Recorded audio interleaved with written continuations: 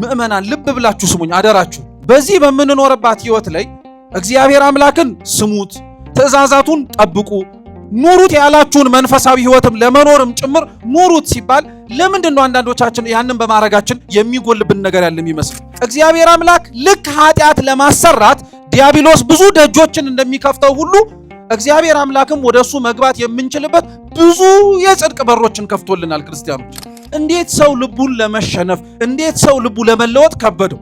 እናንተና እኔስ ከክርስቶስ ፊት የሚያሳስበን የትኛው ህይወታችን ነው? ይህንን መጠየቅ ያስፈልጋል። ከእግዚአብሔር ጎሎ ይሆን? ክርስቲያኖች እግዚአብሔር እኛ ላይ አጉድሎብን ይሆን? መስማት የሰማነውን ሳያሰማን ማየት የምንፈልገውን ስላላሳየን ምን ነገር ቢያጎልብን ነው ብላችሁ መጠየቃችሁ አይቀርም። መልሱ ምን መሰላችሁ? እግዚአብሔር ሲጠራን ምናችንን አይቶ የሚጠራ ይመስላችኋል? ክርስቲያኖች አሁን ያለንበትን ኃጢአት ብቻ እኮ አይደለም፣ ቃሉን ብንሰማው ነገ ልንሆን የምንችለውንም ጻድቅ ጭምር ተመልክቶ ነው። ጌታችን መድኃኒታችን ኢየሱስ ክርስቶስ ለመሰረታት በገዛ ደሙም ለዋጃት ለቅድስት ቤተ ክርስቲያን ባረገ ጊዜ ላይ ይህችን በገዛ ደሙ የዋጃትን ቤተ ክርስቲያን ለሶስት ነገር ነው አሳልፎ ሰጥቷት ሄደው። መልሱ እንጂ አይደለም። ከልባችሁ አስተውላችሁ መልሱ። ደክሟል አልደከመም? በጣም ነው የደከመው። ክርስቲያኖች መጽሐፍ አጽፎ ሊቃውንትን አስነስቶ ደራሲያንን አምጥቶ ዘማሪያንን በመዘመር ደረጃ እንዲያወጡ የማያደርጉትን ነገር በሙሉ በእርሱ ኃይልና ብርታት ማድረግ እንዲችሉ አድርጎ እንዴት ሰው ልቡን ለመሸነፍ እንዴት ሰው ልቡ ለመለወጥ ከበደው? የቅዱስ ማቴዎስን በአንድ ቃል ተከተለኝ የሚለው ልቡ ተሸንፎ ካለበት ምድራዊ ህይወት ተለይቶ ክርስቶስን ለመከተል ካስቻለው እንደኔና እንደናንተ መምህር እየለወጠ ዘማሪ ያቀያየረ የሚሰራብን ሰው መከተል ለምን ከበደው? ለምን እግዚአብሔርን አሜን ብሎ መምጣት ልቡ ይሄን ያክል ጨከነበት ነው? ማደጉን ያደጉ ነበሩ፣ ነገር ግን እሾህ ያነቃቸው። መውጣቱን የወጡ ነበሩ፣ ፀሐይ ያደረቃቸው። ስር ሳይሰዱ በማደጋቸው ተቀንጭረው የቀሩ፣ መዘራቱ ተዘርቶባቸው መሬትነታቸው ግን ለዘሩ የተለሳለሰ ስላልሆነ በአዕዋፈ ሰማይ የተነጠቁ ነበሩ። እስኪ አሁንም ልብ ብላችሁ አስተውሉት። ዘሩ የእግዚአብሔር ቃል ነው፣ መሬቱ የኛ ልብ ነው። ታዲያ እግዚአብሔር አምላክ ያልደከመበት እንዲለወጥም ጭምር ዘሩን ያልዘራበት የትኛው ልብ አለ ከኛ መካከል? እንደ አለት የጸና ልባችንም ላይ ይዘራዋል እግዚአብሔር። ስር ሳይሰድ ያደገ ማለትም እንዲሁ በዘመናት ከመመላለሱ እንዲሁ በዘመናት ከመውጣት ከመግባቱ ባለፈ ስር ሰደን በጾሙ በጸሎቱ በስግደት በምጽዋቱ በንስሐ በቅዱስ ቁርባን አለማደጋችንን እያየ መከራ ሲመጣ ተሳቀን እንደምንደርቅም እያወቀ እግዚአብሔር ይዘራል። የዓለም ጥቅማ ጥቅም ምድራዊ የሆኑት ፍላጎትና የሥጋ ምኞቶቻችን እንደሚያሰናክለን እያወቀ ይዘራል። እና ታዲያ ከእግዚአብሔር ነው የጎደለው? ከኛ ክርስቲያኖች ተስፋ ያልቆረጠብን ክርስቲያኖች እርሱ ብቻ ነው። አይገርማችሁም? እግዚአብሔር ግን ሁላችንንም ችሎን ተሸክሟል። እስካሁን እንዲህ ስላችሁ እውነት ለመናገር ከተረዳነውም ጭምር ደስ ልንሰኝበት የሚገባን ነገር ብቻ ሳይሆን ልናዝንም ጭምር የሚገባን። ለማን ካላችሁ ለእግዚአብሔር። መጽሐፍ ግን የሚመካ ቢኖር በማን ይመካ ነው የሚለው። አያችሁት? እናውቀዋለን እኮ ይሄው ጥቅሱንም እየጨረስነው ነው። የከበደን መኖሩ ላይ ነው። እግዚአብሔርን አምላክን ብቻ መካድ ብቻ ሳይሆን እኛ ሁሉንም ስተነዋል። የሰንበትን ቀን ትቀድሳት ዘንድ አስብ። እኛ ሰንበትን አርከሰናታል። እንደፈለግን እንወጣባታለን፣ እንገባባታለን። የእግዚአብሔርን ስም በከንቱ አትጥራ፣ በደንብ ነው የምንጠራው። እናትና አባትህን አክብር። በሥጋ የወለዱህን ብቻ አይደለም ካህናተ ቤተ ክርስቲያንን ነው። ማነው አባቶቻችንን ሰድቦ ለሰዳቢ የሚሰጠው? እኛው። አታመንዝር ተባልን። ማመንዘር ማለት ከወንድ ከሴት ጋር ብቻ እየሄዱ በብዙ መንገድ መተኛት አይደለም። ማን ያለመነዘር አለ ከኛ መካከል በህሊናው ያልተመኘ? ማን ያልሰረቀ አለ? ራሱ ቅዱስ ዮሐንስ አፈወርቅ ምን ይላል? የስርቆት ትንሽም ትልቅም የለውም ይላል። ትልቁም ንብረት ስርቆት ነው፣ ስኳር መቃመም ስርቆት ነው ይላል።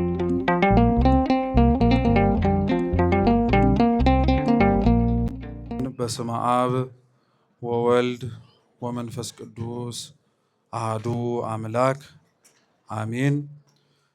ክርስቶስ ተንሥአ እሙታን አሰሮ ለሰይጣን ሰላም ኮነ። ክቡር አባታችን መልአከ ብስራት መልአከ አበባው የዚህ ታላቅ ቤተክርስቲያን ዋና አስተዳዳሪ፣ ክቡራን አባቶቻችን አበው መነኮሳት፣ አባቶች ካህናት፣ ሊቃውንተ ቤተክርስቲያን፣ መምህራን፣ ዘማሪያን እንደየማዕረጋችሁ በወደደን ባከበረን በአምላካችን ፍጹም ሰላም እንደምን ዋላችሁ? እንደምን አመሻችሁ? እንደምን እስከዚህ ሰዓት ደረሳችሁ?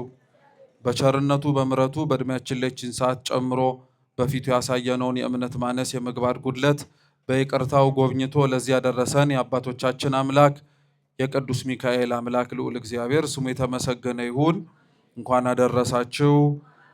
እግዚአብሔርን ሁላችንም አንድ ላይ እናመስግን።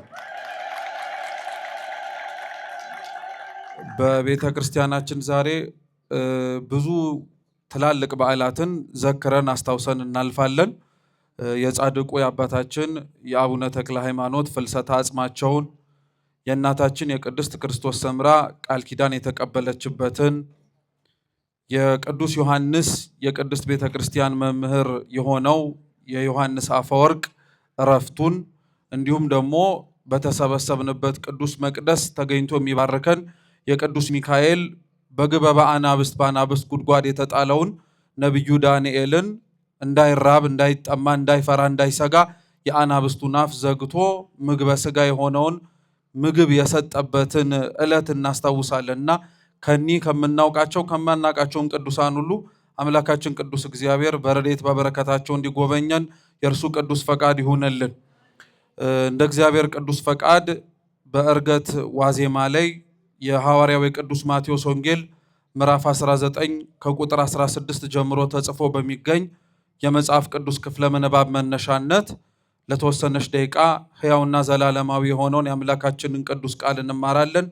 በጉባኤያችን በመሰባሰባችን መሃል ተገኝቶ እንዲያስተምረን፣ እንዲመክረን፣ እንዲገስጸን ዘላለማዊ ቅዱስ ቃሉን መስማት እንድንችል ሁላችንም የልቡናችንን ደጅ እንዲከፍትልን አይነ ልቡናችንን እንዲያበራልን የእርሱ ቅዱስ ፈቃድ ይሁንልን። የመጽሐፍ ቅዱሱን ቃል ለሁላችሁ በንባብ አሰማችሁና ወደ ትምህርታችን እንሄዳለን። የማቴዎስ ወንጌል ምዕራፍ 19 ቁጥር 16 እነሆም አንድ ጎልማሳ መጥቶ ቸር መምህር ሆይ የዘላለም ሕይወትን እወርስ ዘንድ ከበጎ ሥራ ወገን ምን ላድርግ አለው። እርሱም ለምን ቸር ትለኛለህ? ከአንዱ እግዚአብሔር በቀር ማንም ቸር የለም። ወደ ሕይወት ልትገባ ብትወድስ ትእዛዛትን ጠብቅ አለው። እርሱም የትኞቹን አለው። ጌታችን ኢየሱስም አለው፣ አትግደል፣ አታመንዝር፣ አትስረቅ፣ በሐሰትም አትመስክር፣ አባትና እናትህን አክብር፣ ባልንጀራህንም እንደ ራስህ ውደድ። ያም ጎልማሳ ይህን ሁሉ ከሕፃንነቴ ጀምሮ ጠብቄዋለሁ፣ እንግዲህ የቀረኝ ምንድን ነው አለው። ጌታችን ኢየሱስም እንዲህ አለው፣ ፍጹም ልትሆን ብትወድ ሂድና ያለህን ሁሉ ሽጠህ ለድሆች ስጥ፣ ሰማያዊ ሀብትንም ታገኛለህ፣ መጥተህም ተከተለኝ። ጎልማሳውም ይህን ነገር ሰምቶ ሀብቱ ብዙ ነበርና እያዘነ ሄደ። ጌታችን ኢየሱስም ለደቀ መዛሙርቱ እንዲህ አላቸው፣ እውነት እውነት እላችኋለሁ ባለጸጋ ወደ መንግሥተ ሰማያት ይገባ ዘንድ ጭንቅ ነው። ዳግመኛም እላችኋለሁ ባለጸጋ ወደ እግዚአብሔር መንግሥት ከሚገባ ይልቅ ግመል በመርፌ ቀዳዳ ቢያልፍ ይቀላል። ደቀ መዛሙርቱም ይህን ሰምተው እንግዲያስ ማን ሊድን ይችላል እያሉ እጅግ ተደነቁ። ጌታችን ኢየሱስም አያቸውና በሰው ዘንድ ይህ አይቻልም፣ በእግዚአብሔር ዘንድ ግን ሁሉ ይቻላል አላቸው ይላል። ስለ ቅዱስ ቃሉ የአምላካችን የልዑል እግዚአብሔር ስም የተመሰገነ ይሁን። በዚህ ቁጥር 20 ላይ ተጽፎ በሚገኝ የኃይለ ቃል መነሻነት የምንማር ይሆናል። እንግዲህ በሉ እስኪ የቀረኝ ምንድን ነው? እስኪ ድገሙት። እንግዲህ የቀረኝ ምንድን ነው? ሶስተኛ እስኪ ድገሙት። እንግዲህ የቀረኝ በዚህ መነሻ ርዕስ እንማራለን። በድጋሚ እንዲያስተምረን አምላካችን ቅዱስ ፈቃዱ ይሁንልን። ከጌታችን ከመድኃኒታችን ከኢየሱስ ክርስቶስ ትንሣኤ በኋላ ከ40 ቀን በኋላ የምናከብረው ከ9ኙ የጌታችን የመድኃኒታችን የኢየሱስ ክርስቶስ አበይት በዓላት መካከል ዕርገት ይጠራል። ዕርገት የጌታችን የመድኃኒታችን የኢየሱስ ክርስቶስ በዚህች ምድር የ33 ዓመት ቆይታው ማድረግ የሚጠበቅበትን የድህነት ሥራ በሙሉ ጨርሶና አድርጎ ወደ ላይ ወደ ሰማያት ወደ ክብሩ ማረጉን ቅድስት ቤተ ክርስቲያን የምታስታውስበት የምታከብረውን በዓል ነው። የጌታችን የመድኃኒታችን የኢየሱስ ክርስቶስ ዕርገት ለቅድስት ቤተ ክርስቲያናችን እርሱ ወደ ሰማይ የወጣበት ብቻ ሳይሆን የተዋህደው ሥጋም ከአብ ከመንፈስ ቅዱስ ጋር አብሮ ሊሰለስ ሊቀደስ ሊመለክም ጭምር ከፍ ያለበትም ክብረ በዓል ነው። የሰው ልጅ በቅድስና ቢመላለስ የሰው ልጅ እግዚአብሔር እንዳስቀመጠለት ትእዛዛትና መመሪያዎች መኖር የሚችል ከሆነ ጌታችን መድኃኒታችን ኢየሱስ ክርስቶስ ካለበት ከሰማያት መግባት እንደሚችል ያረጋገጥንበትም የተማርንበትም በንግግር ብቻ ሳይሆን በተግባር አምላካችን ልዑል እግዚአብሔር ያሳየበትም ክብረ በዓል ነው። የሰው ሁሉ እንግዲህ ትልቁ ፍጻሜው ትልቁ የሚጠብቀውም የመጨረሻው ተስፋው ከእግዚአብሔር ጋር መኖር ነው። ከማን ጋር መኖር አልኳችሁ? መቼም ከእግዚአብሔር ጋር መኖር የሰው ልጅ ትልቁ ተስፋው ነው ስላችሁ በዚህ ምድር ከማን ጋር እየኖርን ነው ታዲያ ማለታችሁ አይቀርም። በዚህ ምድር እውነት ነው ከእግዚአብሔር ጋር እንኖራለን፣ ግን ከእግዚአብሔር ጋር ብቻ አንኖርም። ለታደሉት ለተመረጡት እነሱ በእግዚአብሔር የተመረጡ ብቻ ሳይሆን እነሱ ራሳቸው መልሰው እግዚአብሔርን ለመረጡ ብቻ ካልሆነ በቀር በዚህ ምድር ላይ ከእግዚአብሔር ጋር አንድ ሰው ብቻውን መኖር አይችልም። የራሱ ስጋዊ ፍላጎትን ጨምሮ በእግዚአብሔር አብሮ መኖር እንዳይችልም ጭምር ሊያደርጉት የሚችሉ በጣም ብዙ ውጣ ውረዶች አሉ። እነዚህንና መሰል ጉዳዮችን ታዲያ ሰው ከእግዚአብሔር ጋር እንዴት ብቻውን ተለይቶ ሰው ከእግዚአብሔር ጋር እንዴት ብቻውን ተመርጦ መኖር እንደሚችል ቅዱስ ወንጌል ከጌታችን ከኢየሱስ ክርስቶስ ዕርገት በፊት ከሱ ጋር አብረው ለመኖር በታደሉ ቅዱሳን አባቶቻችን ያስተምራል። እየሰማችሁ ነው? በኋላ በፍጻሜው ከክርስቶስ ጋር አብሮ አንድ ሰው ባረገበት በላይ በሰማያት በክብር መኖርን እመርጣለሁ የሚል ካለ በዚህ በምድር ላይ ከእግዚአብሔር ጋር መኖርን መጀመሪያ ምርጫው ማድረግ መቻል አለበት። በዚህ እግዚአብሔርን ያልመረጠው በላይ በሰማያት እግዚአብሔርም ሊመርጠው ስለማይችል በዚህ በምድር ከእግዚአብሔር ጋር አብሮ ለመኖር ያልታደለ በላይ በሰማያት ከእግዚአብሔር ጋር አብሮ ለመመረጥም ያልታደለ ስለሚሆንም ጭምር ነው። ለዛ ነው ጌታችን ኢየሱስ ክርስቶስ አስቀድሞ ከማረጉ በፊት በምድር ከእርሱ ጋር አብረው ለመኖር የታደሉት በኋላም ደግሞ ራሱ ባለቤቱ የዮሐንስ ወንጌል ምዕራፍ 14 ላይ ስፍራ ላዘጋጅላችሁ ወደ ላይ ወደ ሰማያት ይሄዳለሁ ብሎ ቃል የገባላቸው የተነገረላቸው የአባቶቻችን የሐዋርያትን ሕይወት የምንማረው ሐዋርያት ከጌታችን ከመድኃኒታችን ከኢየሱስ ክርስቶስ እግር ስር 3 ዓመት ከዋለበት እየዋሉ ካደረበት እያደሩ ቃሉን እየሰሙ በተግባርም ጭምር እየተማሩ የቆዩ ቅዱሳን ናቸው። እነዚህ ሐዋርያት ጌታችን ኢየሱስ ክርስቶስን ከመከተላቸው በፊት ሁሉም የትላንትና ሕይወት ነበራቸው። ወንጌሉን እንኳን የጻፈልን ቅዱስ ማቴዎስን ብቻ ለይተን እንኳን ብንመለከተው ዛሬ ማቴዎስ ብለን የምንጠራው ቅዱስ ማቴዎስ ዛሬ ቅዱስ ሆኖ ከመጠራቱ በፊት ትላንትና ቀራጭ ነበር። ምን ነበር አልኳችሁ? ቀራጭ ነበረ። ቀራጭ ማለት ዛሬ በዘመናዊው ቋንቋ ምንነቱን እንተርጉመው ብንል ግብር ሰብሳቢ ማለት ነው። ግብር ሰብሳቢ ነበር። ግብር ሰብሳቢነት ግን ቅዱስ ማቴዎስ ይኖርባት ለነበረችው ለኢየሩሳሌም ጌታችን ኢየሱስ ክርስቶስም ያስተምርበት በነበረበት ዘመን ግን አንድ የሙያ ዘርፍ አልነበር። እገሌ ቀረጥ ሰብሳቢ ነው፣ እገሌ ቀራጭ ነው ማለት በተዘዋዋሪ በደለኛ ነው፣ ኃጢአተኛ ነው ብሎ እንደመናገር ያክል ነው። ሙያ ነው።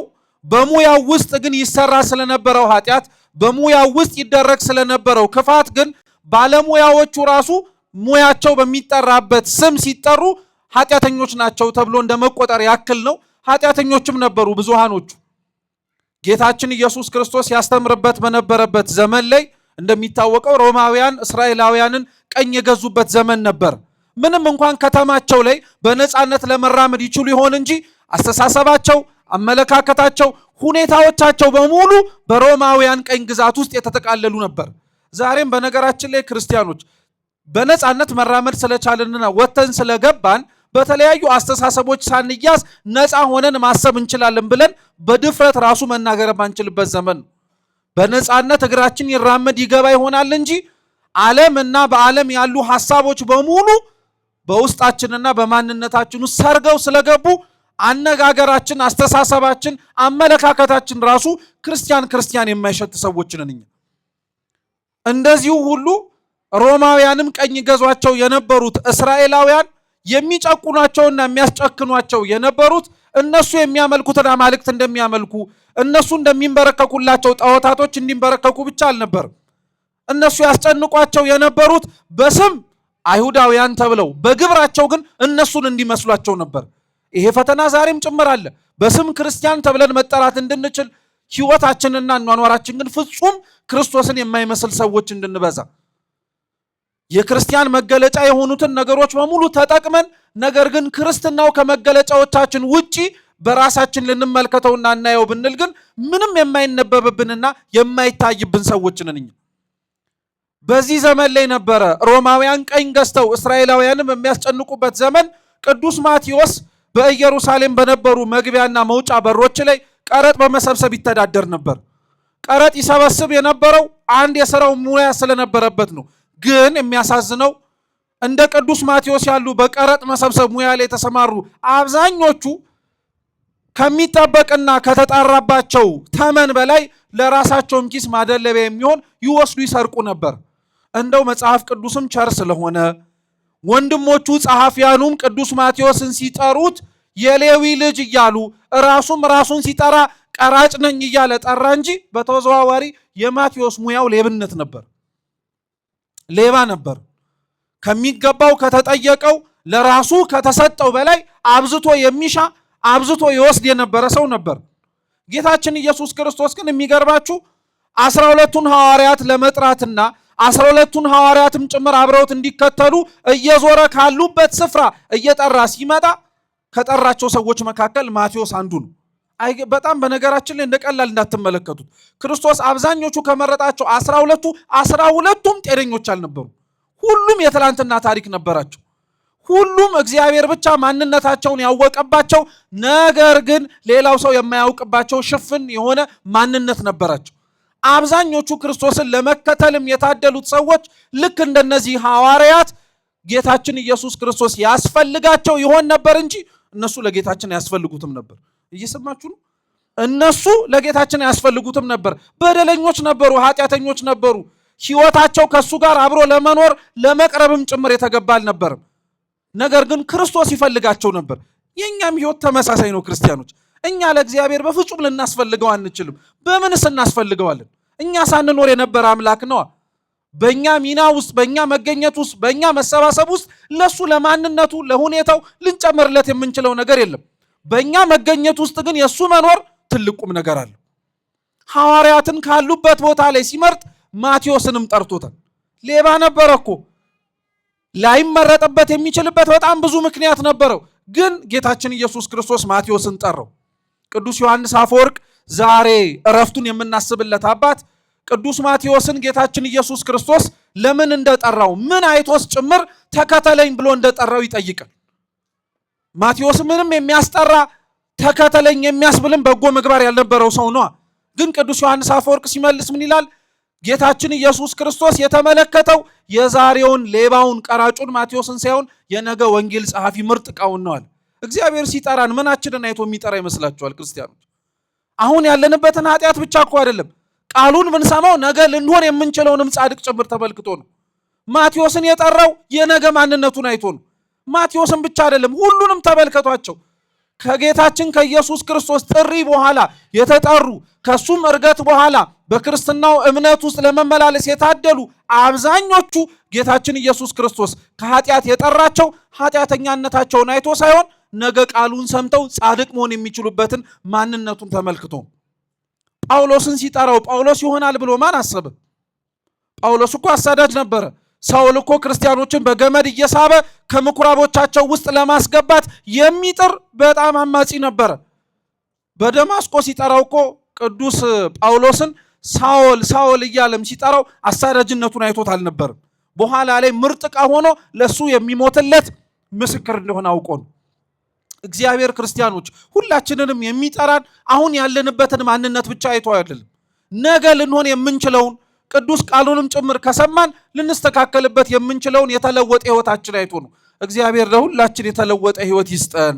ቅዱስ ቃሉን መስማት ክርስቲያኖች ያስፈልጋል የምንለው እንዲሁ ዕውቀት ለመጨመር አይደለም። ለሁላችን ሊቃውንት አባቶቻችን ሲያስተምሩ ጌታችን መድኃኒታችን ኢየሱስ ክርስቶስ ለመሰረታት በገዛ ደሙም ለዋጃት ለቅድስት ቤተ ክርስቲያን ባረገ ጊዜ ላይ ይህችን በገዛ ደሙ የዋጃትን ቤተ ክርስቲያን ለሶስት ነገር ነው አሳልፎ ሰጥቷት የሄደው። አደራም ጭምር አስጠብቋት የሄደው ለስንት ነገር ነው አልኳችሁ? ለሶስት ነገር ነው። መጀመሪያ ጌታችን ኢየሱስ ክርስቶስ ለዚች ቅድስት ቤተ ክርስቲያን አብሮን እንዳለ ጭምር አብሮን እንደሚሰራም ጭምር እንድናውቅ ሰጥቷት የሄደው ቅዱስ ሥጋውን ክቡር ደሙን ከጌታችን ከኢየሱስ ክርስቶስ ከምሴተ ሐሙስ ከዛች እራት ጀምሮ እስካሁን ድረስ ነገም ወደፊትም በዚህ ቅዱስ ቤተ ክርስቲያን ውስጥ የማን ሥጋና የማን ደም ነው የሚፈተተው?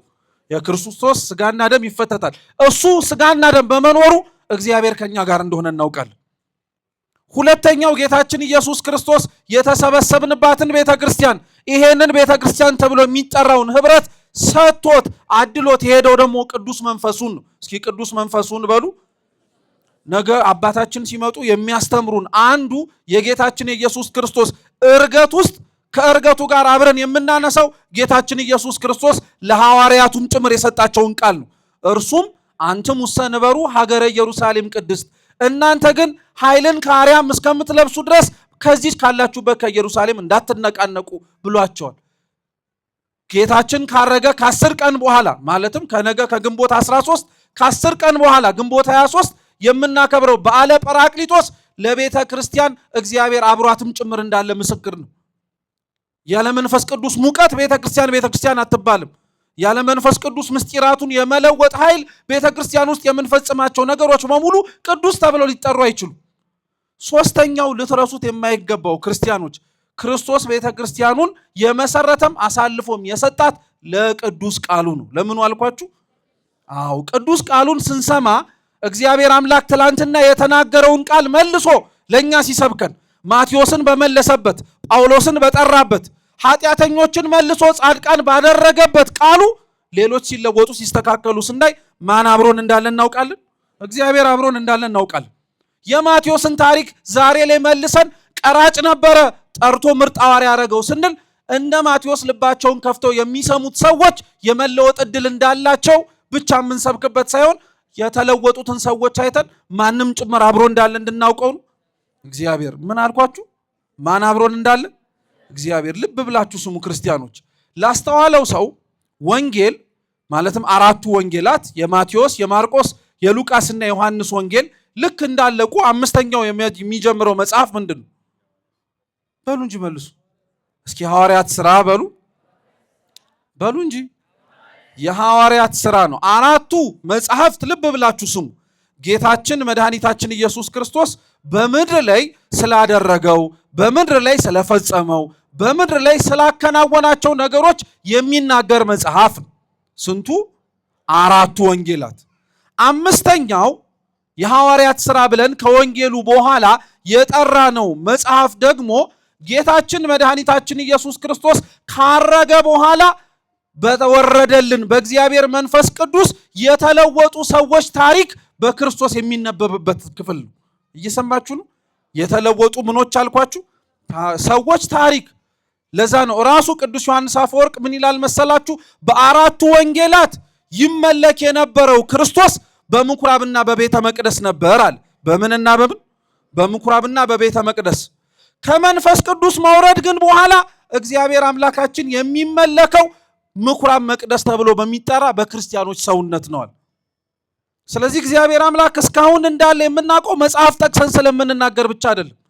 ሰውነታቸውን እንደ መቅደስ ከፍተው እግዚአብሔር እንዲገለገልበትም ጭምር የመረጡ ሰዎችን ስናይ ነው። እግዚአብሔር አምላክ እንድንከፈትለት በቸርነቱ ይርዳን።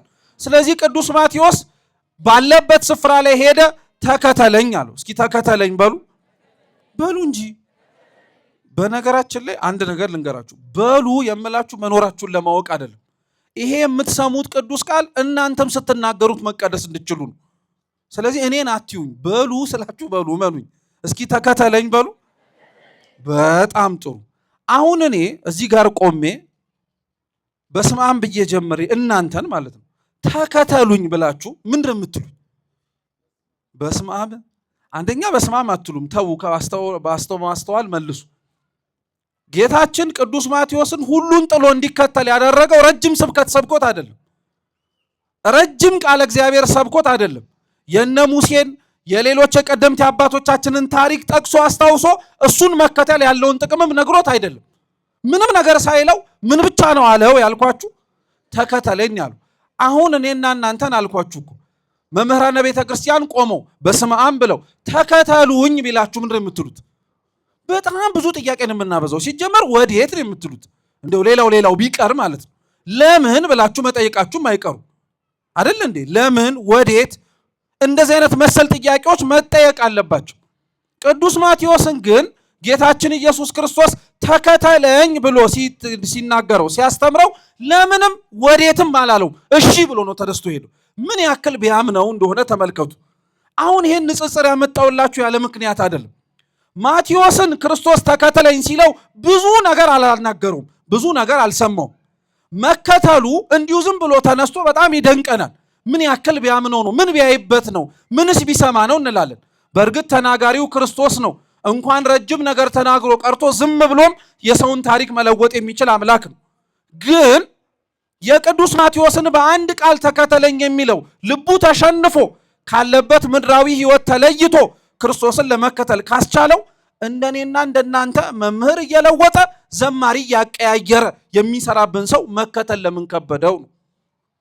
ለምን እግዚአብሔርን አሜን ብሎ መምጣት ልቡ ይሄን ያክል ጨከነበት ነው? አያችሁ፣ ለክርስቶስ ለሁላችንም የሚደክመው ለነፍሳችንም ጭምር ለእርሱ እንድትሆን የሚወጣውና የሚወርደውን ድካሙን ተመልከቱለት። በመምህራን ላይ አድሮ የሚናገረው ነፍሳችን ልክ እንደ ማቴዎስ ሁሉን ጥላ ተከትለው እስከ ዘላለማዊ ሕይወት መመስገን የምችልበትን በረከት ማግኘት እንድትችል እግዚአብሔር አምላክ ከማቴዎስ በላይ ለኛ አልደከመም? ደክሟል? መልሱ እንጂ አይደለም። ከልባችሁ አስተውላችሁ መልሱ። ደክሟል አልደከመም? በጣም ነው የደከመው። ክርስቲያኖች መጽሐፍ አጽፎ ሊቃውንትን አስነስቶ ደራሲያንን አምጥቶ ዘማሪያንን በመዘመር ደረጃ እንዲያወጡ የማያደርጉትን ነገር በሙሉ በእርሱ ኃይልና ብርታት ማድረግ እንዲችሉ አድርጎ እንዴት ሰው ልቡን ለመሸነፍ እንዴት ሰው ልቡ ለመለወጥ ከበደው? ከእግዚአብሔር ጎሎ ይሆን? ክርስቲያኖች እግዚአብሔር እኛ ላይ አጉድሎብን ይሆን? መስማት የሰማነውን ሳያሰማን ማየት የምንፈልገውን ስላላሳየን ምን ነገር ቢያጎልብን ነው ብላችሁ መጠየቃችሁ አይቀርም።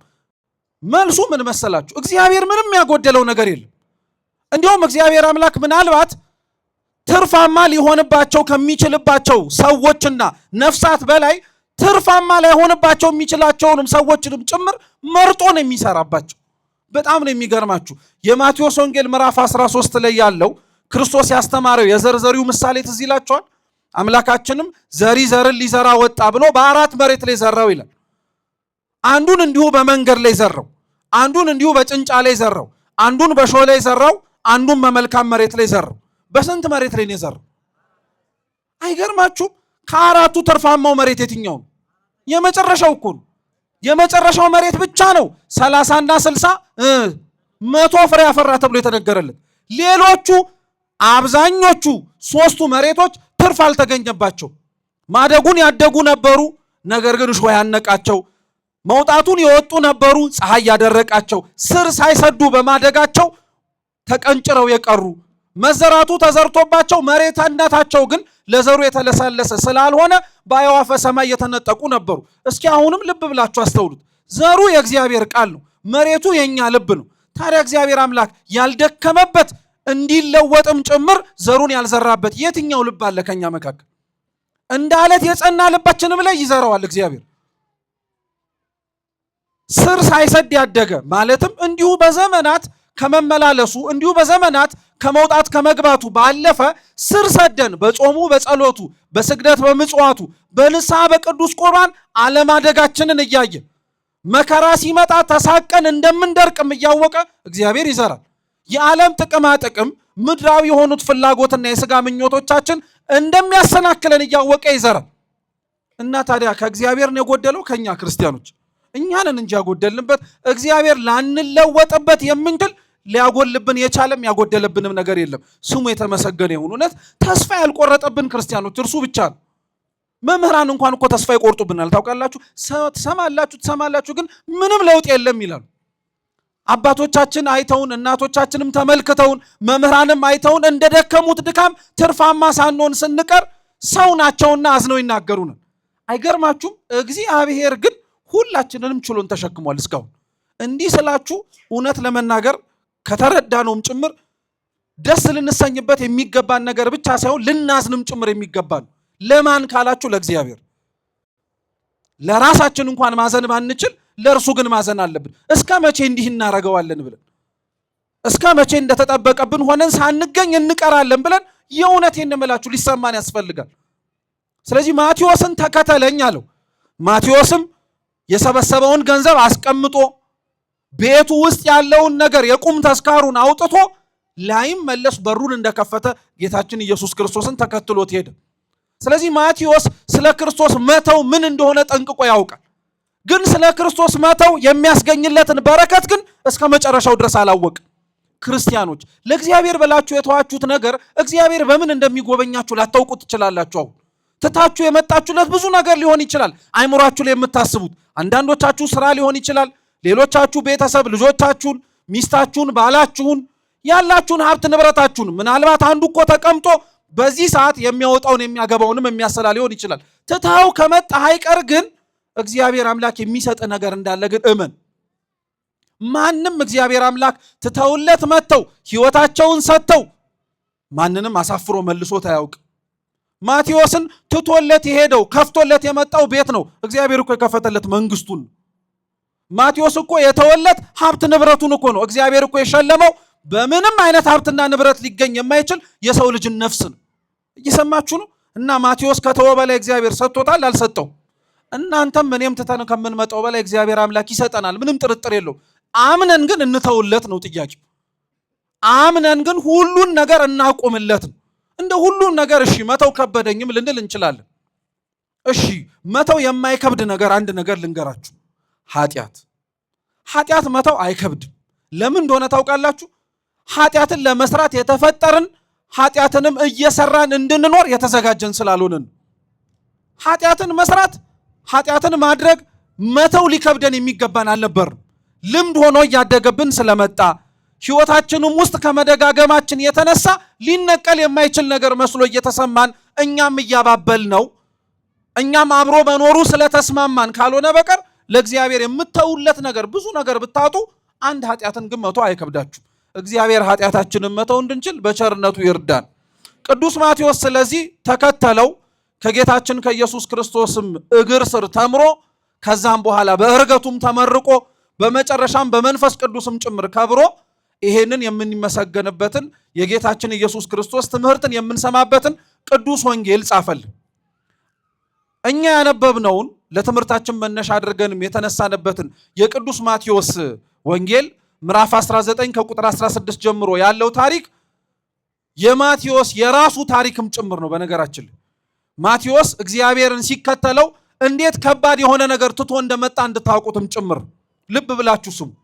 ታሪኩ ሲጀምር አምላካችን መድኃኒታችን ኢየሱስ ክርስቶስ ጋር አንድ ባለጸጋ መጣ ይላል።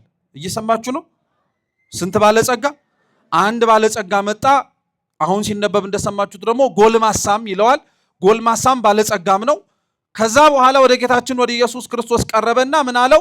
መምህር ሆይ የዘላለም ሕይወትን እንድወርስ ምን ላድርግ አለው። እስኪ መምህር ሆይ በሉ። እየሰማችሁ ነው? መምህር ሆይ በሉ እስኪ የዘላለም ሕይወትን እንድወርስ ምን ላድርግ? በጣም ጥሩ። የመጨረሻ ጊዜ እንደው ከልባችሁ አባታችንም አሉ ካህናቱም አሉ። የመጨረሻ ጊዜ ጌታ ሆይ የዘላለም ሕይወትን እንድወርስ ምን ላድርግ ብላችሁ እግዚአብሔርን የጠየቃችሁበት ጊዜ መቼ ነው? አዎ አንገታችን የደፋ ነው ትዝም ስለማይልን። ስንት የምንጠይቀው ነገር አለ እግዚአብሔርን፣ ደግሞ የምን የዘላለም ሕይወት? አንዳንዶቻችን እኮ በጣም ነው የሚገርመው። የዘላለም ሕይወት የሚጠየቅ ሳይሆን በቃ የወረስነውና ማንም ሊወስድብን የማይችል ይመስል እኮ ነው የምንመጻደቀው። ስንት የሚጠየቅ ነገር አለ እግዚአብሔር ፊት። አንዱና የመጀመሪያው የምን ሕይወት ነው? የዘላለም ሕይወት ነው። ክርስቲያኖች አትሸወዱ። የምንኖርባት ምድር ኃላፊ እንደሆነች የኛም ሕይወት ጊዜያዊ እንደሆነ በአንድም ይሁን በሌላ በቅርብም ይሁን በሩቅ ቀብረናቸው በተመለስናቸው ሰዎች አይታችኋል። እንደዛም ሆኖ ግን ከአብዛኞቻችን ውስጥ ስንቶቻችንን አሳስቦን ስለ ዘላለም ሕይወት እግዚአብሔርን የምንጠይቀው? ጌታችን የሚገርማችሁ የቅዱስ ማቴዎስ ወንጌል ምዕራፍ 6 ላይ ከምዕራፍ 5 ጀምሮ እንዲያውም ያስተማረው የተራራው ስብከት ትዝ ይላችኋል። የተራራው ስብከት ውስጥ አንዱ ጌታችን ኢየሱስ ክርስቶስ ካስተማራቸው ትምህርቶች ውስጥ ጸሎት አለበት። አባታችን ሆይ ብለን የምንጸልየው። በዚህ ጸሎት ውስጥ አምላካችን ኢየሱስ ክርስቶስ አንዱ እንድንጸልይ አንዱ እግዚአብሔርን እንድንማጸነው ከነገረን ነገሮች መካከል መንግስቱን ነው። እስኪ አባታችን ሆይ በሉ። ከዛስ ምን ትምጣ? የዘላለም ሕይወት ትምጣልን እኮ ማለት እኮ ነው። ታውቃላችሁ? መንግስት ትምጣ ማለት በዘላለም አብረን መኖር እንድንችል ናልን ማለት ነው።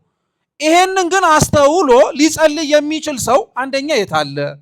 ሲቀጥልስ ይሄ እንኳን ትርጉሙን ባያውቀው ሌሎች ከሚለምናቸው ብዙ ነገሮች ውስጥ እግዚአብሔርንም ደስ ተሰኝቶ ጽድቁንና መንግስቱን እሹ ሌላው ይጨመርላችኋል እንዳለው የእግዚአብሔርን መንግስት የሚላምን የእግዚአብሔርን መንግስት የሚናፍቅ ከኛ መካከል ማን አለ? ስንት የሚያሳስበን ነገር አለን የምንለው ሊያውም ጥለነው ለምንሄደው ነገር እኮ ነው የሚገርማችሁ። ዛሬ ያሳሰባችሁ ቤት፣ ዛሬ ያሳሰባችሁ መኪና፣ ዛሬ ያሳሰበን ሁላችንም ምድራዊና ስጋዊ ነገር ጥለነው የምንሄደው ነገር። በዚህች ሕይወት አንድ ልናገኘው የምንችለው ወደፊትም ከእግዚአብሔር ጋር ለመኖር የሚያስችለን ነገር ቢኖር የዘላለም ሕይወት ነው። ክርስቲያኖች ከዛሬው ዕለት ጀምሮ ብትችሉ ከብዙ ጸሎቶቻችሁ ውስጥ አካቱት። እግዚአብሔር ሆይ የዘላለም ሕይወትን አትንሳኝ በሉት። እዚህ ምድር ላይ አብራችሁት የታመናችሁለትን የኖራችሁለትን ሃይማኖታችሁን ከ50 ከ60 ከ70 ዓመት በላይ የጠበቃችሁትን አምላካችሁን በሰማይ ሳብራችሁት መኖር አትናፍቁም እንዴ? ሲጀመርስ እዚህስ እንደዛ ሆናችሁ የኖራችሁለት በሰማይ ዋጋ እንደሚከፍላችሁ እኮ ተስፋ አድርጋችሁ ነው። ታዲያ እንዴት የዘላለም መንግስቱን አውርሰኝ ሳንለው ስጠኝስ ብለን ሳንለምነው እንዴት አድርገን እንደዚህ ልንሆን እንችላለን?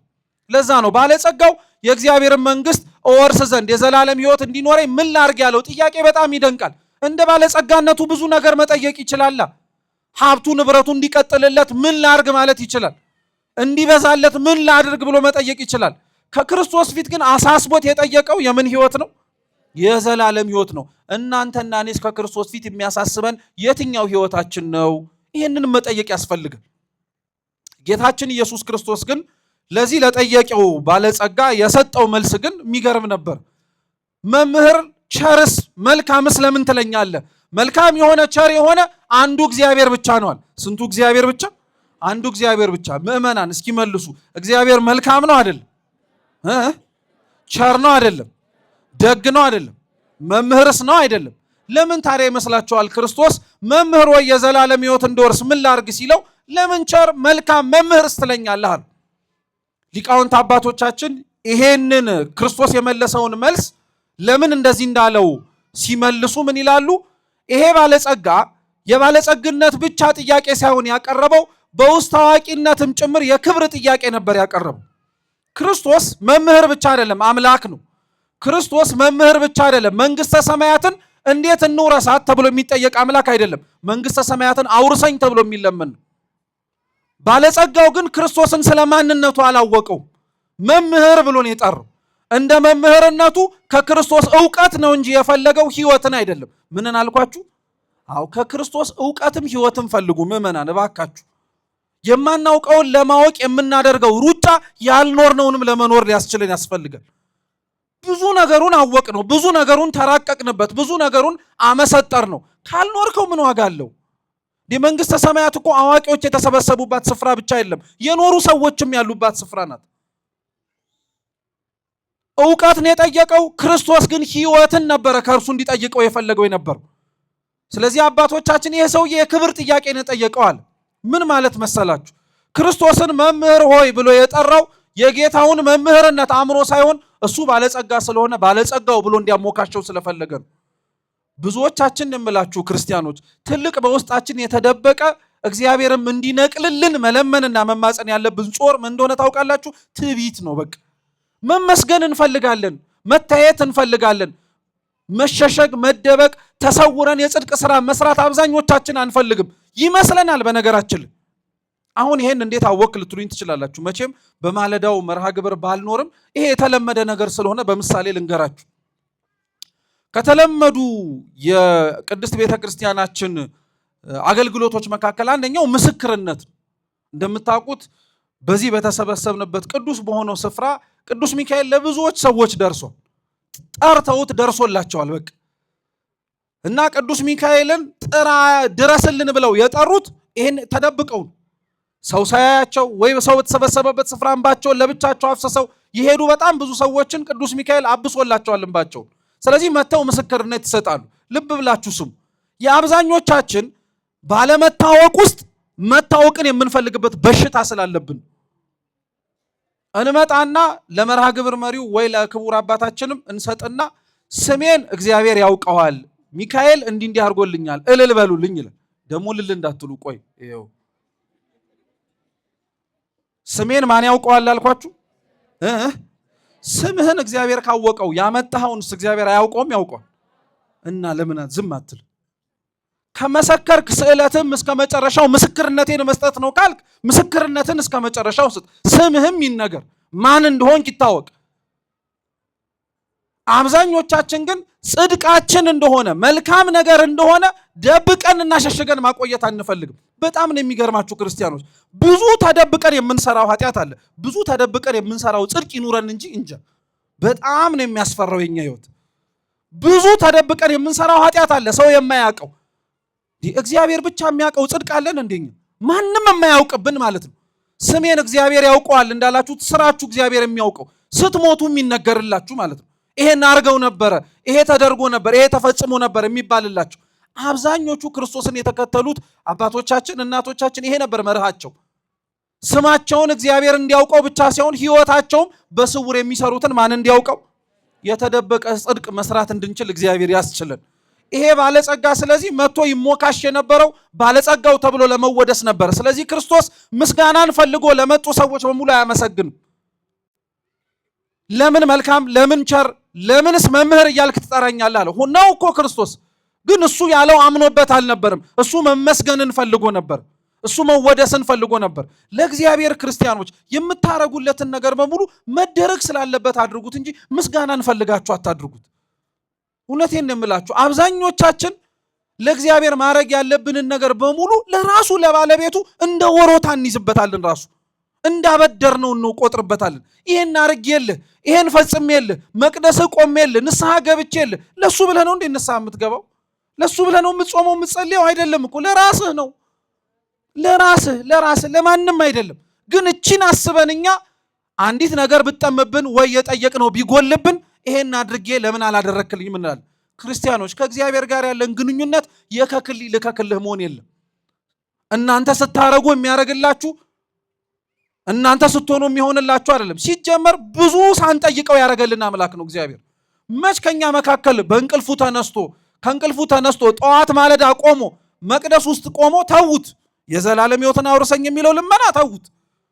ማን ከኛ መካከል ከቤተ መቅደስ ቆሞ ስለሚመታው ልቡ ይለመናል? ማን እዚህ ቆሞ ስለ ሳምባው ይለመናል?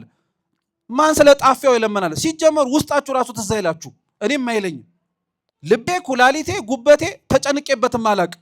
አልለመንከኝም አልለመናችሁኝም ብሎ ግን እግዚአብሔር ጸጥ አላረጋቸው። በጣም ውድ የሆኑት ዋጋ የማይገኝላቸው ቢጠፉ ሊመለሱ የማይችሉት ነገሮቻችን ሁሉ በውስጥ ያሉት ናቸው። አንድም ቀን ጠይቀ ነው የማናውቀው አምላካችን ግን አልለመኑኝም ብሎ ቸል አላለው፣ አልጠየቁኝም ብሎ ዞር አላለው። እና ታዲያ እግዚአብሔር አምላክ ስንጠይቀው ብቻ አቤት የሚል ካለመን ነው ዝም የሚል መሰላችሁ እንጂ እሱማ እንደ ሰው አይደለም። እሱ እንደ መሬታዊ ሰው አይደለም። ስለዚህ ባለጸጋውን ጠየቀው። ለምን ቸር መልካም መምህር ትለኛለህ? ቸር የሆነው መልካም የሆነው አንዱ ማን ብቻ ነው አለው? እግዚአብሔር ብቻ ነው አለው። ግን ጥያቄው ጥሩ ስለሆነ ለእኛም መማማሪያ መሆን ይችል ዘንድ ምን አለው? የዘላለም ሕይወትን መውረስ የምትፈልግ ከሆነ ትእዛዛቱን ጠብቅ አለው። ምኑን ጠብቅ? ጥሩ። አንድ ነጥብ ደግሞ እዚሁ ላይ እናንሳ። የዘላለም ሕይወትን መውረስ እንዳልኳቸው የክርስቲያኖች የመጨረሻ ዓላማቸው ነው። ሰማዕታት ደማቸውን ያፈሰሱት፣ ጻድቃን በገዳሙ ውስጥ ሰው ሳያዩ ንጽ ጠብቀው ከሰውም ርቀውም ጭምር የኖሩት የምን ሕይወት ለመውረስ ነው? የዘላለም ሕይወትን ለመውረስ ነው።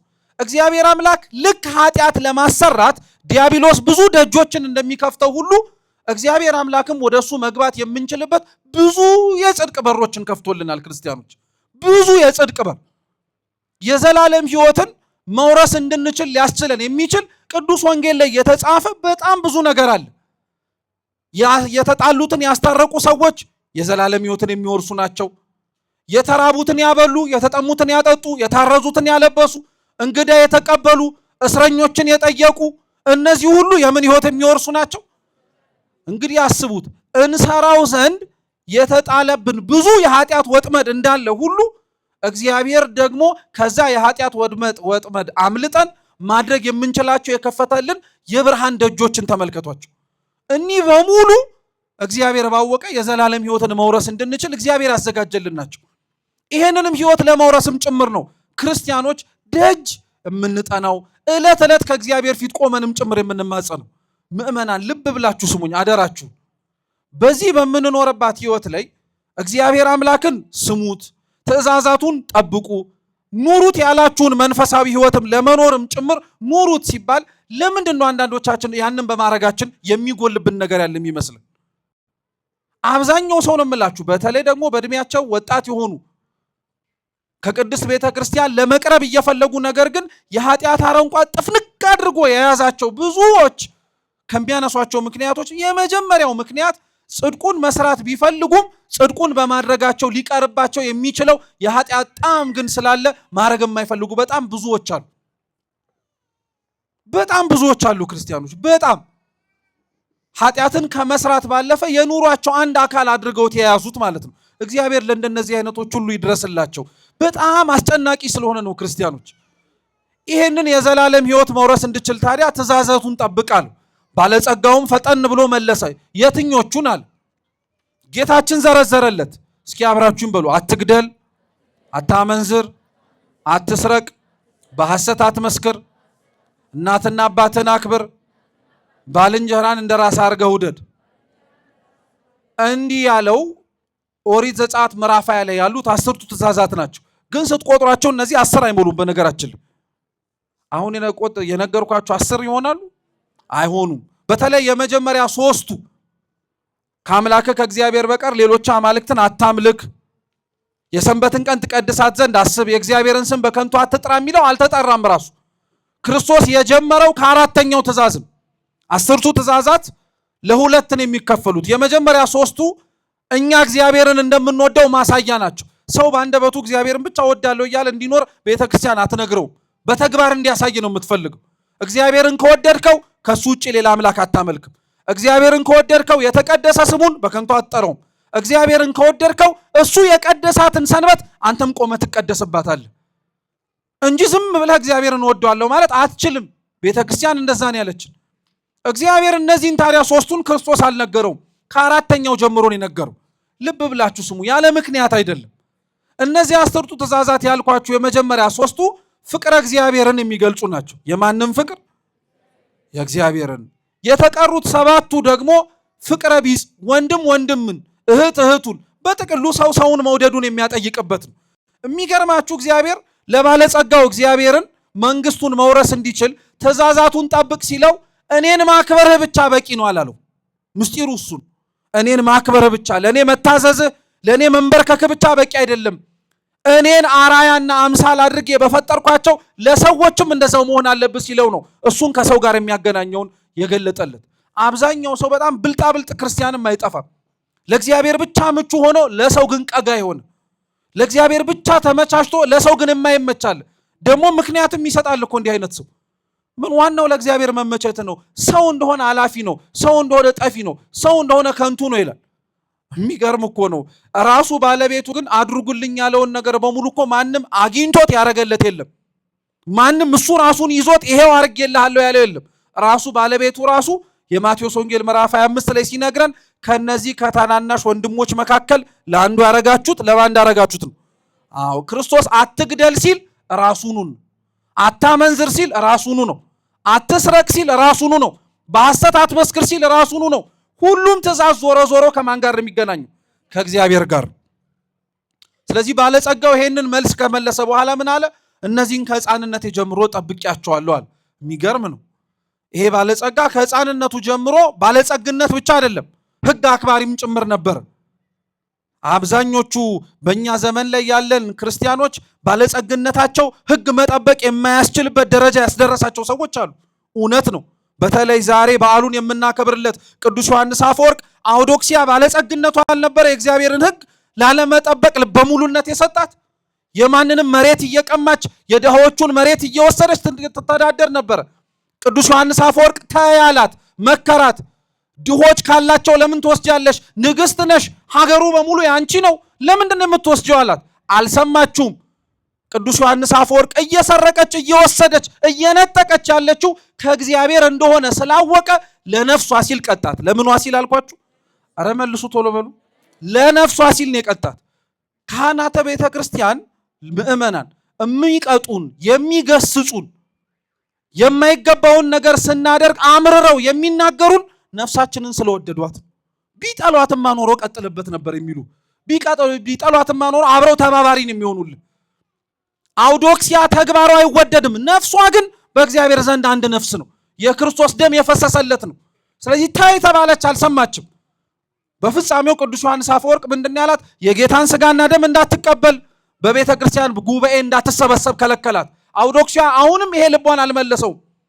የአውዶክሲያን ታሪክ ስትሰሙ የእኛንም ታሪክ ትዝ ይበላችሁ። በቀኖና ከጌታ ስጋና ደም መከልከላችን፣ ከቤተ ክርስቲያን ከምዕመናን ከሚሳተፉት ቅዱስ ማዕድ መራቃችን ስንቱ ሰው ይከነክነዋል? ምንም የሚከነክነው እኮ የለም። እኛ ቀኖናችንንም ከጨረስን በኋላ አገር ሰላም ብለን ወደ ተውነው ኃጢአትን የምንመለሰው። ቢናፍቅህማ ኖሮ ቀኖና የገባህበትን ዕለት እንደጨረስ የአምላክ ስጋና ደም ጋር በተንደረደርክ ነበር። አውዶክሲያ ይሄ ልቧን ሊመልሳት አልቻለውም። አልፋ ተርፋ ሌሎች ሊቃነ ጳጳሳትን ሰብስባ ዮሐንስ አፈወርቅን አውግዙልኝ፣ ይሰደድልኝ፣ አላስኖር አለኝ አለች። እውነት እንነጋገር ከተባለ አላስኖር ያለው ዮሐንስ አፈወርቅ ነው ወይስ እሷ ናት? እሷ ነበረች እኮ። ግን ዮሐንስ አፈወርቅ ተመልከቱት፣ በጣም ነው የሚደንቃችሁ። ምን አረገ መሰላችሁ? ጽድቁ የማያልቅበት የቤተ ክርስቲያን ኮከብ የሆነው ቅዱስ ዮሐንስ አፈወርቅ በጣም ነው የሚገርማችሁ። ህዝቡ በጣም ይወደው ስለነበረ ሊቃነ ጳጳሳቱ መጥተው ይሄ ነገር ተወስኖብሃል ልታግዝ ነው ሲሉት፣ እንግዲያውስ ህዝቡ እኔና እሷ እንደተስማማን መጀመሪያ ይስማ፣ አለበለዚያ እሷ በጉልበት አንስቼ ወስደዋለሁ ካለች ህዝቡ በእኔ ምክንያት ሊሞት ነዋል። ስለዚህ እኔ ዕለተ ሰንበትን አስተምሬ ከጨረስኩኝ በኋላ በጀርባው በር ፈረስ ታዘጋጅልኝ፣ የፈለገችበት ቦታ ሄዳለሁ፣ ህዝቤ ከሚነካ እኔ ብሰደድላቸው ይሻላል አለ። እንዲህ አይነቱን አባት ለቤተ ክርስቲያን አያሳጣት። አይገርማችሁም ታዲያ? የእግዚአብሔርን መንግስት ለመውረስ ቅዱስ ዮሐንስ አፈወርቅ ለእርሱ የሚገባውን ጽድቅ ማድረጉ ብቻ ሳይሆን ስለሌላውም ነፍስ ተጨንቆ ነበር። ጽድቅ ክርስቲያኖች አያልቅም እባካችሁ። ሰርተን የጨረስነው ኖረን ያገባደድነው የመንፈሳዊ ህይወት ያለን ይመስል እኮ ነው የምንመጻደቀው። ምኑን አድርገ ነው? ምኑን ጀምረ ነው? ምኑን አጠናቀ ነው? ስራሱ በጣም ብዙ እግዚአብሔርን አጉድለንበታል። ይሄ ሰውዬ ይሄ ባለጸጋ ግን ከህፃንነት የጀምሮ ሁሉንም ህግ ጠብቄያለሁ። እንደው ክርስቲያኖች ሌላም ጥያቄ ልጠይቃችሁ። ከህፃንነታችሁ ጀምሮ ምንም ያላፈረሳችሁት ህግ እስኪ ትዝ ይበላችሁ። ማለት እግዚአብሔርን በድየዋለሁ እንዲህ ግን አርጌው አላቅም የምትሉት በጣም ብዙ ሰው የሚላት አንዲት ህግ ናት። እሷም የመጀመሪያዋ ናት። ምንም ብሆን ከእግዚአብሔር ውጪ ሌላ አምላክ ምን አላረኩ። በጣም ልብ ብላችሁ ስሙ። በአጭሩ ፍሬ ነገሩን ልንገራችሁ። ከኔ በቀር እግዚአብሔር ሌሎች አማልክትን አታምልክ ሲል የተጠረበ ድንጋይ የለዘበ ድንጋይ ጋር አብረህ ቆመህ አትስገድ ለማለት አይደለም። ጣዖት ተብሎ የሚተረጎመው ከእግዚአብሔር ውጪ ያለ የሚመለክ ነገር ብቻ አይደለም። ራሱ ቅዱስ ጳውሎስ በመልእክቱ ምን ይላል? ሆዳቸው አምላካቸው የሆነባቸው አሉ ይላል። ምናቸውን ያልኳችሁ? ሆዱ አምላክ የሆነበት ሰው ታዲያ ማን ከኛ መካከል ይጠፋል? በደንብ አድርጎ እንዲያውም ባለ 50 ነው። አሁንማ በድፍረትም መናገር እንችላለን። በጾሙ ላይ በደንብ ብለነው ነበር። አሁንማ ከልጓመ ጾሙ ጋር እኮ አብሮ የተፈታ ሆዳችንም ጭምር ጣዖት ያልሆነብን ማን አለ? ስለዚህ እግዚአብሔርን በሙሉ ልቤ አምልኬዋለሁ ማለት አትችልም። ሆድ ጣዖት የሆነበት፣ ገንዘብ ጣዖት የነበረበት፣ ጉልበቱ ጣዖት የሆነበት፣ አይምሮ ጣዖት የሆነበት። ተውት ኢትዮጵያውያን አይደለን? እንዲያውም እኛ አንድ ነገር ልጨምርላችሁ፣ ሰው ጣዖት የሆነብን ሰዎች ነን። እኛ ደግሞ በምታውቁት ሰው የማይመካ ሰው አለ እዚህ ውስጥ? እዚህ ያሉትን ከጀርባ ያሉትን አባቶቻችንን ካህናት በማወቃችሁ የምትመኩ የላችሁ? አላችሁ? አለን ሁላችን። አንድ ደራሲና ጸሐፊ እንዲያውም ሲናገር ኢትዮጵያውያን የመመካታችንና ለመመካት ካለን ቁርጠኝነት የተነሳ ሰውየውን በማወቅ ብቻ አይደለም የሚያውቀውንም ሰው ካወቀን እንመካለን። እኛ ገብቷችኋል? ሰውየውን እኮ አታውቀውም፣ ግን የሚያውቀውን ሰው አውቀህ ትመካለህ አንተ። እሱም ብታጣና ስልኩን ብታውቀው በስልኩ ትመካለህ። እሱም ባታውቀው እንኳን በሰፈሩ ትመካለህ። በሰፈራቸው የሚመኩ ሰዎች አታውቀው? አንተ እኔ እኮ የዚህ ሰፈር ልጅ ነኝ እያሉ በቃ ትምክት በቃ እስከ መጨረሻው ድረስ ያለው መጽሐፍ ግን የሚመካ ቢኖር በማን ይመካ ነው የሚለው። አያችሁት? እናውቀዋለን እኮ ይሄው ጥቅሱንም እየጨረስነው ነው። የከበደን መኖሩ ላይ ነው። እግዚአብሔር መኖር እንድንችል ይርዳን። ስለዚህ እናትና አባ የእግዚአብሔርን አምላክን ብቻ መካድ ብቻ ሳይሆን እኛ ሁሉንም ስተነዋል። የሰንበትን ቀን ትቀድሳት ዘንድ አስብ። እኛ ሰንበትን አርከሰናታል። እንደፈለግን እንወጣባታለን፣ እንገባባታለን። የእግዚአብሔርን ስም በከንቱ አትጥራ። በደንብ ነው የምንጠራው። እናትና አባትህን አክብር። በስጋ የወለዱህን ብቻ አይደለም፣ ካህናተ ቤተ ክርስቲያንን ነው። ማነው አባቶቻችንን ሰድቦ ለሰዳቢ የሚሰጠው? እኛው። አታመንዝር ተባልን። ማመንዘር ማለት ከወንድ ከሴት ጋር ብቻ እየሄዱ በብዙ መንገድ መተኛት አይደለም። ማን ያለመነዘር አለ ከኛ መካከል በህሊናው ያልተመኘ? ማን ያልሰረቀ አለ? ራሱ ቅዱስ ዮሐንስ አፈወርቅ ምን ይላል? የስርቆት ትንሽም ትልቅም የለውም ይላል። ትልቁም ንብረት ስርቆት ነው፣ ስኳር መቃመም ስርቆት ነው ይላል። ማን ስኳር ያልቀማል? ያያችሁት በደንብ ነው። ከተወራረድንማ ያልበደልነው ነገር የለም። ባለጸጋው ከህፃንነቱ ጀምሮ ያፈረሰው ምንም ህግ የለም። እኛ ከልጅነታችን ጀምሮ ምን ያላወቅነው ኃጢአት አለ? ጌታችን ኢየሱስ ክርስቶስ ከህፃንነቱ ጀምሮ እንደጠበቀ እንዳከበረ ህጉን ሲሰማ ታዲያ አሁን ብቁ ነህ አላለው። ልብ ብላችሁ ስሙ ክርስቲያኖች፣ ይሄንን ነው እንድታስተውሉልኝ የምፈልገው። አሁን ሁሉንም ህግ ካከበርክ ትእዛዛቱን ከጠበቅ ለእግዚአብሔር መንግስት ብቁ ነህ ግባበት አላለው። እንግዲያውስ አለው ፍጹም ልትሆን ብትወድ ያለን ሁሉ ሽጠህ ተከተለኝ አለው። እስኪ ፍጹም በሉ። ልትሆን ብትወድ ያለህን ሁሉ ሽጠህ ተከተለኝ። በጣም ጥሩ። ባለጸጋ ስለሆነ ለሱ ከተነገረ ሀብትን ንብረትን ልክ ማቴዎስ እንደተወው አንተም ትተህ ና ማለት ነው። ግን ለኛ ሲሆን ባለጸግነት ለሌለን ማለትም በገንዘብ ላልከበርን ሰዎች ለኛስ ባለጸግነታችን ምንድነው ትሉ ይሆናል። ቅዱስ አትናቴዎስ ዘእስክንድርያ የኛ ባለጸግነት ገንዘብ ባይሆን አካላችን ነው ይላል። እስኪ አካላችን ነው በሉ። አካሉ ያልጎደለበት ሰው ስጋው ሙሉ ሆኖ ጤናው የተሰጠው ሰው ባለጸጋ ነው። ሁሉንም ፍጹም ልትሆን ብትወድ ያለህን ሁሉ ሽጠህ ተከተለኝ ያለው ለስጋችሁና ለሰውነታችሁም ለእግዚአብሔር ቆጥባችሁ የምትሰጡት አካል አይኑር ማለት ነው። በአይንህ እግዚአብሔርን እያየኸው በጆሮ ሌላ አትስማ። በአንደበትህ እግዚአብሔርን እየጠራኸው በልብህ ሌላ አትመኝ። በእጆችህ ለእግዚአብሔር እየሰጠ በእግር ግን ኃጢአት ወደሚሰራበት ቦታ አትኮብልል። ፍጹም ልትሆን ብትወድ ያለህን ሁሉ ሽጠህ ምን አድርገኝ? በሙሉ ሰውነት አክብረኝ ማለት ነው። በሙሉ ሰውነት እግዚአብሔር አምላክ ሲያርግ ወደ ሰማያትም ከፍ ብሎ ሲወጣ ከኛ ከሰውነታችን ያጎደለው አንድም ነገር የለም። የተዋሃደውን ስጋ ነው አክብሮት በላይ በሰማያትም ጭምር ያከበረው። እንደዚሁ ሁሉ ምዕመናነ ቤተ ክርስቲያን በክርስቶስም የሚያምኑና በጥላው የተሰበሰቡ ሁሉ እግዚአብሔር ካለበት በላይ በሰማያት አብረው መቀመጥ የሚሹ ከሆነ በስጋቸው በሙሉ ነው እግዚአብሔርን ማክበር ያለባቸው። ይህን ማድረግ እንድንችል እግዚአብሔር አምላክ በቸርነቱ ይርዳን። ቅዱስ አትናቴዎስ ሐዋርያዊ ራሱ ደግሞ ምን ይላል መሰላችሁ? በአንድ ሰውነታችሁ በሁለት መቀመጫ መቀመጥ አትችሉም፣ በአንድ አፋችሁም በሁለት ብልቃጥ ያለን መጠጥን መጠጣት አትችሉም ይልና በአንድ አፋችሁ የዓለሙንም የእግዚአብሔርንም ነገር አትጋቱ ይላል። ስትገባ ወደ ጉሮሯችሁ ተቀላቅሎ ግራ ታጋባለችና ይላል። አብዛኞቻችን ሰውነታችን በሙሉ ለእግዚአብሔር መንበርከክ፣ ሰውነታችን ሙሉ በሙሉ እግዚአብሔር እንዳከበረው መከበር የከበደው ወደ ሰውነታችን የምናስገባቸው በጣም ብዙ ነገሮች ነውርና ክፋቶችም ጭምር ስላሉ በዚህች ዕለት ግን በሙሉ ሰውነታቸው ደግሞ ያከበሩ አባቶችን እናስታውሳለን። እንደ አቡነ ተክለ ሃይማኖት አይነቶቹ በሙሉ ሰውነታቸው የወንጌልን እርሻ በዓለሙ ሁሉ ዞረ በመዝራት አልፎ ተርፎ የራሳቸውንም ጽድቅ የራሳቸውንም መልካምነት በመጠበቅ ቅዱስ ጳውሎስ ትዝ ይላችኋል ለዞሮ ለሚያስተምራቸው ምዕመናነ ቤተ ክርስቲያን በዓለማት ሁሉ ላሉት ማስተማሩን ብቻ ጽድቅ ሆኖለት እሱ ከሚጠበቅበት ነገር እንዳይጎድልበት ራሱንም ስጋውን እየጎሰመ ያስጨንቀው እንደነበር ይናገራል። ጻድቃንም አይገርማችሁም? አቡነ ተክለ ሃይማኖት ዞረው ማስተማራቸው የእግዚአብሔርን መንግስት ለመውረስ በቂ ቢሆንላቸውም ነገር ግን ራሳቸውን ወደ ተሻለ ጽድቅ አሳድገው የእግራቸው አገዳ እስኪወድቅ ድረስ ቆመው ጸልየዋል። ያ የእግራቸው አገዳ ቆመው የጸለዩበት እግዚአብሔርን የጠሩበት ዛሬ ደግሞ ለሌላው ለመቆም ምክንያት አይገርማችሁም? የተክልዬ እግሩ ወድቆ ሌላውን ሰው ያቆማል። በጣም እኮ ነው የሚደንቀው። የእርሳቸው የእግራቸው አገዳ ደብረ ሊባኖስ ሲወጣ የወደቁ በሁለት እግራቸው መቆም ያልቻሉ ሰዎች ይቆማሉ። እንደው እግዚአብሔር ክብር ምስጋና ይድረሰው። ሌላ ምንም ሊባል እኮ አይችልም። ክርስቲያኖች አያችሁት? በፍጹም ሰውነታችሁ እግዚአብሔርን ስታከብሩት እናንተ ብቻ ሳትሆኑ ለሌላውም ለመቆም ምክንያት ትሆናላችሁ። ክርስቶስ ይህንን እንዲያውቀው ስለፈለገ ነው። ፍጹም ልትሆን ብትወድ ነገም ተመልሰ ያቆምከውን ኃጢአት መስራት የማትፈልግ ከሆነ በሙሉ ልብ ተከተለኛል። ለዛ ነው ልክ እንደ ትምህርታችን ርዕስ ክርስቲያኖች ከእግዚአብሔር አምላክ ፊት ሁሌም ስንቆም ከአምላካችንም ጋር አብረን በምንነጋገርበት ጊዜ ላይ ከእግዚአብሔር ፊት ቆመን ስናወራ አደራችሁን ያደረግነውን ሳይሆን ያጎደልንበትን እግዚአብሔርን እንጠይቅ። ባለጸጋው የተጠቀመው ለዛ ነው። እነሆ የሚጎለኝ ምንድነው? ምንስ መጨመር ይጠበቅብኛል ብሎ ነው የጠየቀው። መጨመር የሚጠበቅበትንም ክርስቶስ ነገረው። ዛሬም ከኛ መካከል ክርስቲያኖች መጨመር የሚጠበቅብን በጣም ብዙ ነገሮች አሉ።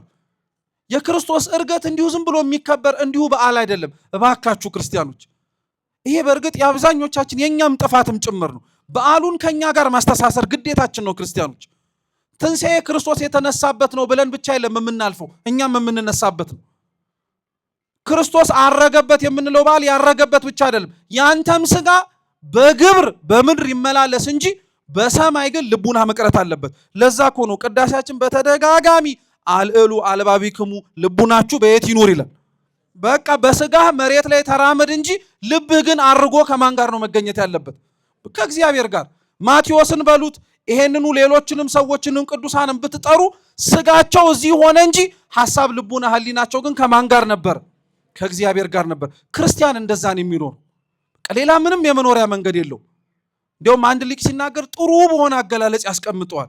ክርስቲያኖች ለሚኖሩበት ሀገር ዜጎች ናቸው፣ ግን እንደ ባዕዳን የሚኖሩታል። ክርስቲያኖች ለሚኖሩበት ሀገር ዜጋ ናቸዋል፣ ግን እንደ ስደተኞች ነው የሚመላለሱታል። ክርስቲያኖች ለሚኖሩባት ዓለም ያገባሉ፣ ይጋባሉ፣ ይወልዳሉ። ነገር ግን ዘማውያን እንደሚያደርጉት እንደዚሁ አገኘን ብለው አያድሩም፣ በቅድስና በንጽህና ይመላለሳሉ እንጂ አለ። በአጭሩ ሲጠቀልለው ምን ይላል? ክርስቲያን ማለት ለሚኖርበት ዓለም ነፍሱ ነው ብሎ ይናገራል። ምን አልኳችሁ? አዎ ስጋችሁ ለመቆሙ ምክንያቱ ምኑ ነው? ነፍሳችሁ ነው። ነፍስ ከስጋ ሲለይ በድን ሆነ አይደለም የሚባለው? ሬሳ አይደለም የሚባለው? ክርስቲያኖችም ለሚኖሩባት ዓለም ምንድናቸው አልኳችሁ? ነፍስ ናቸው። በቃ አለቀ። ነፍስ ናቸው። ዛሬ የምንዘክራቸው ቅድም የነገርኳችሁ ቅዱሳን በሙሉ ለምድር ነፍስ ነበሩ። የክርስቶስን ዕርገት የሚያስተምረው ይሄንን ነው። የባለጸጋውም ታሪክ ይኸው ነው። የተሻለውን ነገር መመኘት እንድንችል፣ ከፍ ወዳለው ነገር ህሊናችን ማደግ እንዲችል፣ ከለመድነውና ከምናውቀው ዓለም ራሳችንን ከፍ ማድረግ እንድንችል። ይህንን የሰሙ ቅዱሳን ሐዋርያት ታዲያ መጨረሻ ያሉትን ነገር ብያችሁ ትምህርታችንን እንጠቅልል። ይሄንን ባለጸጋ ከሰሰ ነገሩን ሲሰማ ወደ ኋላ አፈገፈጋ። ለቅዱስ ወንጌል ሲነበብ እንደሰማችሁት አባቶቻችን ሐዋርያትም ከጌታችን ከኢየሱስ ክርስቶስ የወጣውን ቃል ሰሙ። ለባለጸጋ ወደ እግዚአብሔር መንግሥት መግባት ጭንቅ ነው። ባለጸጋ ወደ እግዚአብሔር መንግሥት ከሚገባ ይልቅ ግመል በምን ቢያልፍ ይቀላል? በየት? በመርፌ ቀዳዳ። ያቺ መርፌ ቀዳዳ ቅዱስ ጎርጎርዮስ ዘኑሲስ ሃይማኖት ናት ይላል። ሃይማኖት ናት። በሃይማኖት ደጅ መመላለስ በጣም ከባድ ነው እያለ ነው።